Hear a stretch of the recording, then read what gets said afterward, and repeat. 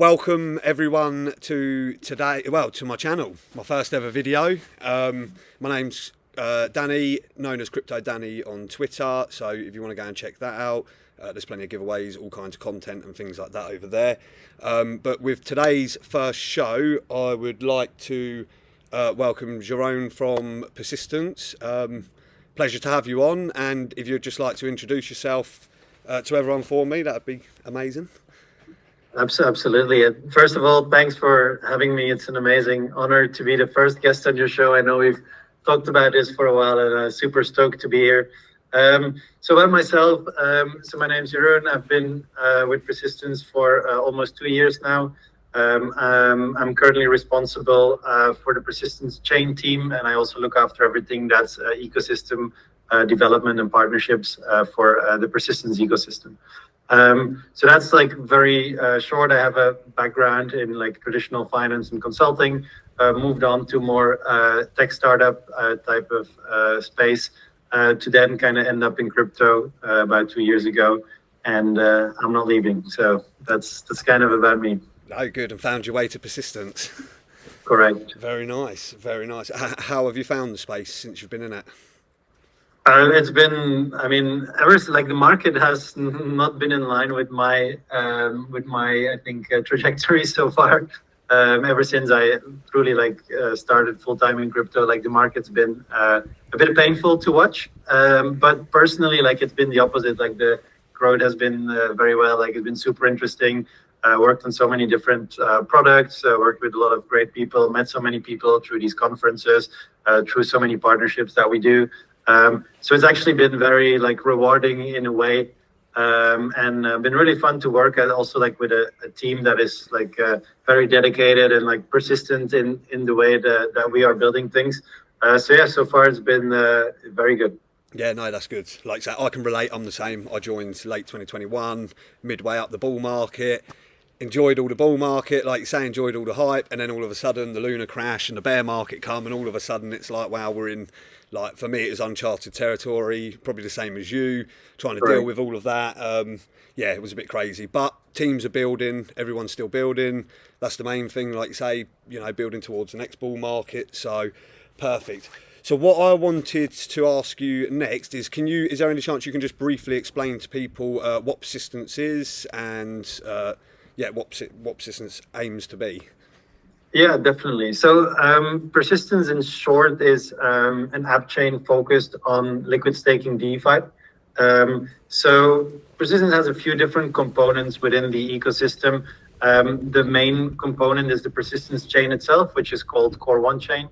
The chain has been running for almost, I think, 2 years and a bit, two years and a bit. And has been producing blocks, and the goal of the chain is actually to build an ecosystem around liquid staking DeFi. And so the first app that actually went live on the Persistence chain is an application called pstake. Pstake is focused on the issuance of liquid staked assets.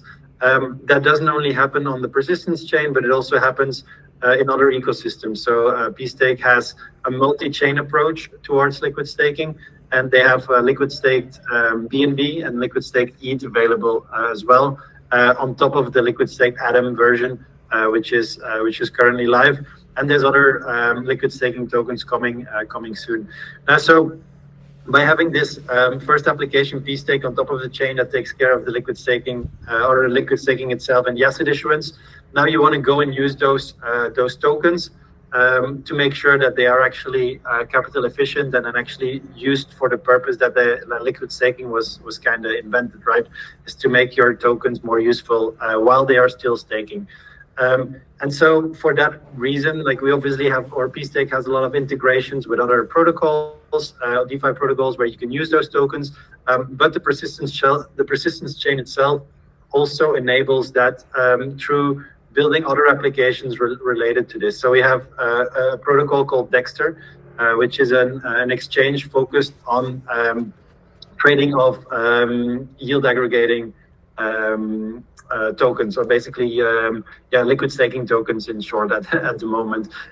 So with the tokens that you then liquid stake, you can immediately kind of provide liquidity on Dexter. There's another product in the works, which is a money market, borrowing lending against liquid stake tokens. So again, focusing on that niche that liquid staking still is. And then there's other teams that are coming in to build other products around liquid staking tokens again. So you'd have, let's say, leveraged liquid staking. You could do vaults. You could run strategies using liquid stake tokens in the back to kind of to recreate those yield opportunities. So altogether, like in short, Persistence is an app chain for liquid staking DeFi, and it's still early days. It's still building towards that vision. No, awesome. So yeah, so if I'm correct, because pstake originally was on Ethereum chain. It was built on Ethereum to start with, and am I correct in thinking that it's now become native on XPRT? So partially correct, yeah. So pstake has, so as I mentioned, multiple liquid staking tokens. One of those tokens was the liquid stake version of Atom, and at the moment that was actually going live, there was no DeFi in Cosmos, like nothing. There was like Osmosis wasn't there yet. So the issuance, in hindsight, we should have waited for DeFi to kind of become more alive, but of course you don't know it at the time. But so these tokens were, instead of issuing them on the Persistence side or on the Cosmos side, back then we were issued on the Ethereum side, because there were plenty of DEXs to provide liquidity. There were other opportunities to kind of use these tokens. So initially, STK Atom is the staked version of Atom. Was issued on Ethereum, but instead, in the meantime, that has been migrated fully to the Persistence side. Yeah, no, that's really good. Thank you very much for that. So I suppose what we could probably move on to next is sort of what is Persistence focusing on going forward. Maybe if you can briefly explain sort of the roadmap focus, or maybe pinpoint some important parts of the roadmap. And again, this is for everyone who's watching. It's going to be quite a brief video to start with, but what we're going to do is just go through what Persistence is and everything like that. And then if any of you have any comments or anything like that, please comment in the comment section, and then we can revisit again next month, and we can explore things, like you say, a lot deeper, and we can have a bit more of a deep dive. But yeah, if you can just explain what the focus is for, say, the rest of this year, and the important key points of what the roadmap is. Yeah, definitely. I'll try to keep it short. I know, like, we have a lot of things that we're actually building towards, and the roadmap is quite big, but I'll maybe just take out some elements that I think are really worth like starting with, and then we can always deep dive in the next session. Yeah, perfect. So overall, the roadmap kind of, I think in the first quarter of the year, we really focused on kind of on-chain traction, deploying the new version of SDK Atom, which we just discussed, deploying Dexter as well. So kind of really building and then bringing those V1s of those products. Now in Q2, we've been really focused on kind of expanding that ecosystem, making the utility go up, kind of increase the TVL on these as well, and that has been quite successful so far. So if you can check this, like on DeFi Llama, like TVL has been growing quite steadily, and we kind of continue to work on that. And in the meantime, we released, like, we've been building towards a better chain and enabling more options for our developers and then products that are being built. And in detail, like, what that means is, so the next chain upgrade that we're bringing is actually going to be a very big enabler of sorts. We've been working on that upgrade for a couple of months now, actually.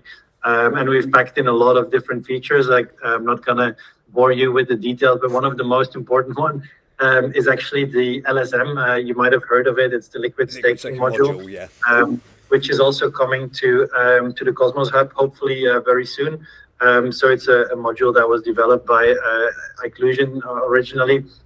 And everyone's kind of trying, or most people are actually trying to bring that to the Cosmos Hub. And the reason is that it's a big enabler or unlock of liquid staking in a regulated or kind of controlled manner. Because currently, if you know, like, people who are currently staking and they want a liquid stake, currently there's no way to do that straight. You would have to unbond and then put your assets back to work after 21 days, which means you kind of forfeit those 21 days of staking rewards. And that's a huge barrier to adoption for liquid staking. Now with pstake and then persistence, of course, we want to remove all barriers to liquid staking, because that's part of our vision, that most things will actually be based out of liquid stake tokens.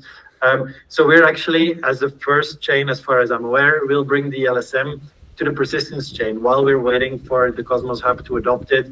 I think the governance process there takes a bit longer and it's not that straightforward. But so we've actually prepared the LSM to go live on the persistence chain, so that we can also enable liquid staking for our native token, but mostly for people to get familiar with it before it even goes to the Cosmos Hub. So that's one of our objectives there, to do that, and also to really help figure out any issues and kind of upstream those to the Cosmos Hub and contribute there. No, perfect. So sorry to butt in. So just putting it in layman's term, basically the liquid staking module it's basically going to eliminate the unbonding period of staked tokens, so that you can instantly go and liquid stake your tokens instead of having to unbond them. Is that correct? Correct. That's one of the objectives of the liquid staking module, and also besides that, like it adds a layer of kind of governance and security to it. Like there will be a liquid staking cap, there will be some type of a validator bond, so that it's ensured that validators have skin in the game as long as they receive those delegations from liquid staking providers. So it's a bit of a combination between utility for the user and security for the chain itself. Yeah, very nice. No, that's good. That's good. There was, I noticed, like you say, there was a part with the three key aspects, what I was reading up on, and you obviously want to focus on chain traction, expanding the ecosystem and bolstering the infrastructure. Can you just give us a little brief explanation of what they sort of mean by that? Yeah, for sure. So I think on-chain traction, like briefly discussed, it's been kind of, so it's something like you really kind of work towards this like over the year, and you kind of bring in more utility for everything, and kind of comes with that. But for, I think, like some of the big points that are still coming is, I mean, when it comes to traction, for example, is we recently announced our partnership with Ledger Live. So from now onwards, like users of Ledger Live can actually transact with the persistence chain. You can create an account through Ledger Live, which is, I mean, a huge enabler for many users, because Ledger Live actually does have a lot of users. Then when it comes to like further expanding the ecosystem, it's mostly through partnerships. Like for example, native USDC will be coming. I read that USDT is now also coming natively to Cosmos, so it will be about integrating with those, so that it's very straightforward for the user to use both of these tokens to, for example, purchase staked Atom directly, things like that. Or just at least like make sure that it flows freely between the ecosystems. We're also partnering with Skip Protocol. Skip Protocol helps us to, or helps people to capture MEV on the chain. So how that works is initially we'll have like an auction mechanism in which MEV searchers can basically come in and auction or bid for the top of block kind of transactions to capture MEV. Which in again like will kind of increase traction on the chain, so it kind of all fits together. We also can I just butt in for a second there? So if there's, because I want to try and focus as well on sometimes explaining things to people who are non-technical. So can you just briefly explain what MEV brings, what it actually is, and what it would bring to persistence? Sure. So MEV, I think originally was called like minor extractable value back in the days when like it was only Bitcoin mining. Now the term has kind of broadened a little bit, and I think it's called maximum extractable value or something like that now.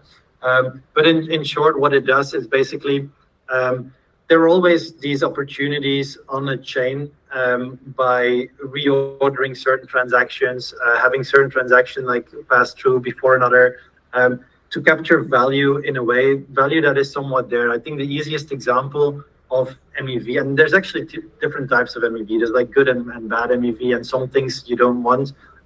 Like an example of good MEV, let's say on a chain where you have a DEX, and the DEX has multiple pools. Let's say multiple pools that trade the same token. So let's say you have a XPRT USDC token pool, and you have an XPRT Atom pool, and someone trades one token against another. So let's say I trade XPRT to Atom. Now the price of XPRT in that XPRT Atom pool will be slightly different from the price in the other pool. Now there's actually an opportunity there to rebalance those pools so that the price kind of adjusts. So it's some type of an arbitrage move that you can do by being the first to transact immediately after that transaction, the original transaction went through. So that's a form of MEV. It's basically mostly like it's very similar to arbitrage in a way, and just by timing the transaction in the right way. Yeah. So that's like in layman's terms, I think, how I would try and explain MEV. Yeah, no, that makes sense. It's like you say, it's just you're just trying to maximise the value that's being extracted from pools, swaps, things like that, and trying to give all that value back to the people supplying the liquidity and things like that. So, yeah, thank you. No, that's correct. And then maybe to add one more thing, like normally, I mean, it exists. So like MEV is always going to be there, and there's two options. Either you just let it be there and you let people kind of extract it as it comes, and anyone who kind of transacts on a chain could do that. So what we bring with Skip is actually a manner to do that in a way that the chain has something to gain from it as well. So if, let's say, you have a great MEV searcher and you see an opportunity, you can now bid for being the first one to have the permission to put in that transaction to capture the MEV. And then the value of the bid will somewhat be in the middle, I think, between what's the actual worth or the value is, and then the profit they still have to make. So yeah, that's kind of bringing back a little bit of revenue to the chain. Yeah, no, that's good, and I think we're going to see that grow more and more, like you say, without the throughout the ecosystem. I think we're going to try and extract as much value and accrue as much value as possible. No, that's perfect. So I did stop you, I did interrupt you. I don't know whether you remember what you were going to talk about before, but obviously we were on the road. Important parts of the roadmap. You've obviously mentioned native USDC coming, MEV capture, the Ledger Live, obviously the 3 key points. We've obviously mentioned pstake being native on persistence now. What about enabling IBC v6? What is that? Is that just a general upgrade? Just a general upgrade that all chains are going to be doing? I think all chains will eventually do it. Like IBC v6 is kind of an upgrade. I think most chains are still on IBC v4 at the moment, but v6.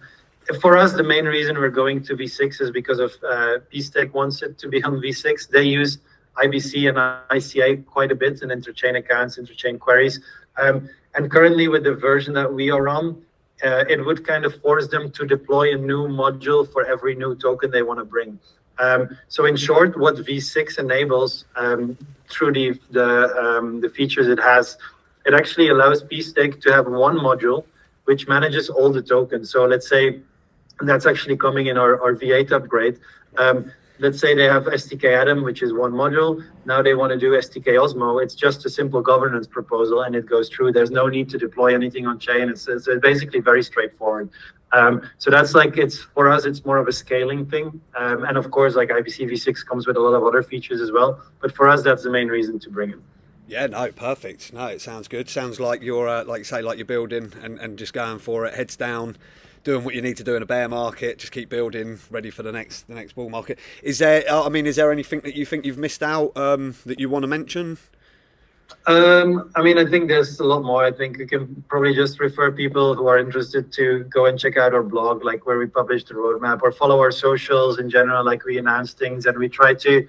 It's actually with the upgrade coming in the next couple of weeks. In the next few weeks, we'll kind of post threads on like what exactly we bring, like one by one, and like what are the details, what's it worth, like why do we do this? So try to really educate users around this.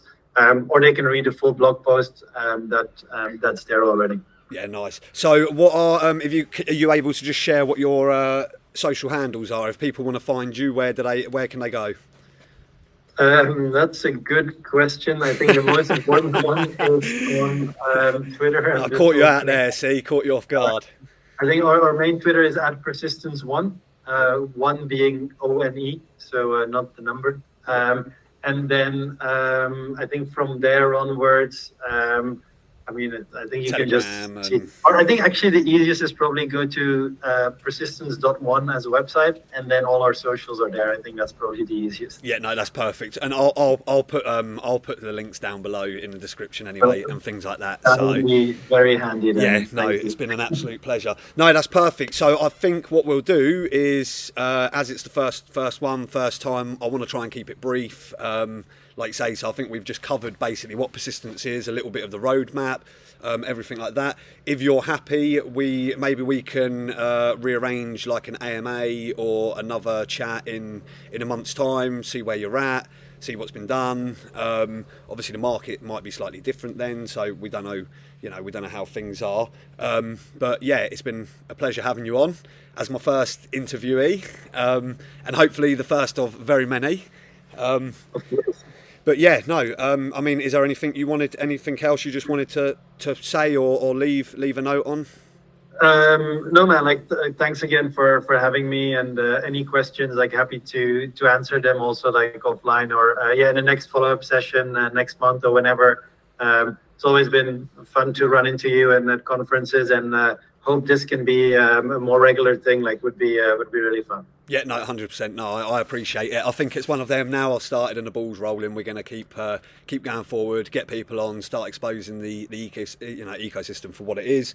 Yeah, no, that's perfect. So what I wanted to ask everyone watching, if you've got any comments or any questions for next time, can you please put them in the comment section? I'll add stuff in the description, so if you want to find the pages, anything like that. And what I did want to ask as well is if anyone has any good names for what my channel can be called, can you put that in the comments, and I'm going to go through them all, and yeah, within the next couple of weeks let's choose a channel name, because I don't think Crypto Danny is going to be good enough for a channel. We won't stick with that. But yeah, no, absolute pleasure. Thank you very much for your time, and I look forward to speaking with you next time. Likewise. Thank you so much, man. It was a pleasure. Lovely. Thank you, Jerome. Cheers, buddy. Right. Bye.